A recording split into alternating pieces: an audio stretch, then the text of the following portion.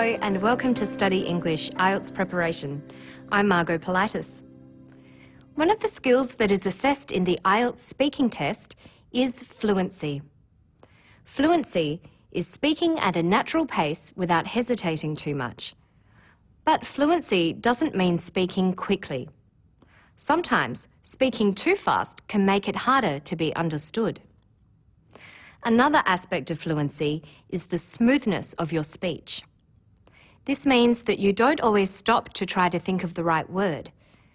Listen as the golfer in the next clip talks about her career. Golf is a very interesting game. It can be very frustrating and annoying, but then it can be it can be really fun and challenging, which makes it fun, I guess. When I'm not competing, I try to practice every day for at least 6 hours. And if I play 18 holes, I'll still try and practice for another 3 or 4 hours. That's better. Mm-hmm. You may have noticed that she used expressions such as like, you know, and I guess. These are called fillers. It's natural to use fillers, but be careful not to overuse them.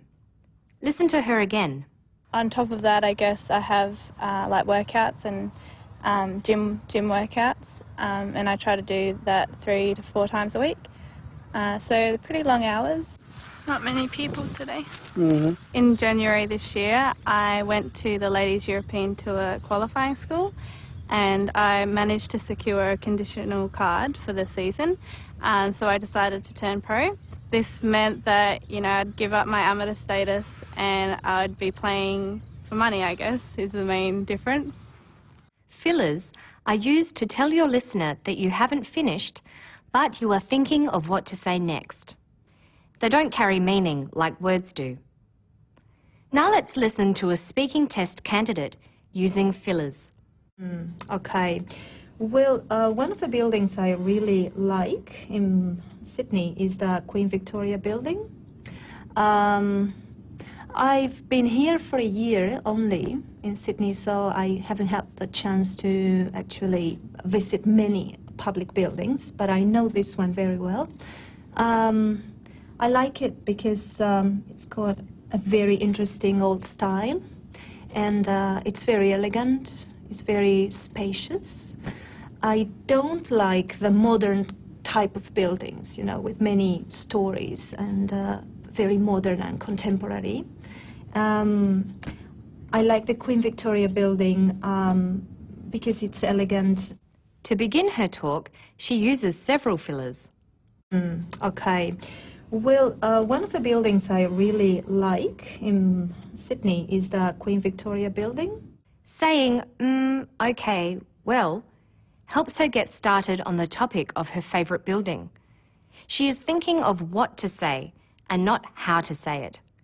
She uses and to give her time to think of what to say next at points in her speech, such as at the beginning of a sentence when she's linking information back to what she's just said. One of the buildings I really like in Sydney is the Queen Victoria building. I've been here for a year only in Sydney. Next, she uses fillers just after the words because and to give her time to think of reasons. I like it because it's got a very interesting old style, and it's very elegant, it's very spacious. She also uses the filler, you know, but this time to show that she is sharing knowledge. In this case, that modern buildings have many stories. I don't like the modern type of buildings, with many stories and very modern and contemporary. Let's listen to another clip where she uses you know in the same way while answering a question about eating habits in the future. Well, I think they will, because, the rhythm of life, the pace of life is becoming, more and more stressful and faster. So I think there is less time to eat, and we have to eat in smaller amounts, but with the same quantity of vitamins and nutrients. She uses expressions with similar meanings, the rhythm of life, the pace of life, to help her talk flow. Using synonyms, opposites, and related vocabulary gives continuity to her talk. It makes it possible to continue talking without repeating the same words. Listen again. Well, I think they will, because, the rhythm of life, the pace of life is becoming, more and more stressful and faster. So I think there is less time to eat, and we have to eat in smaller amounts, but with the same quantity of vitamins and nutrients. Being able to talk on a variety of subjects confidently will make it easier to maintain fluency. Listen to this man, who was a concert master in a symphony orchestra, talking about his violin. This violin, it was made around they figure around 1810 in Cremona in Italy, and Cremona, of course, is where all the it's the best lineage of makers are from Cremona. Stradivarius, of course, which is the most well-known violin maker, originated from Cremona, and so this kind of is a descendant of the Cremonese line of making. And I've been lucky enough to own this violin. My parents bought it for me when I was 14, I think. So very, very lucky to have a very nice almost 200-year-old Italian instrument.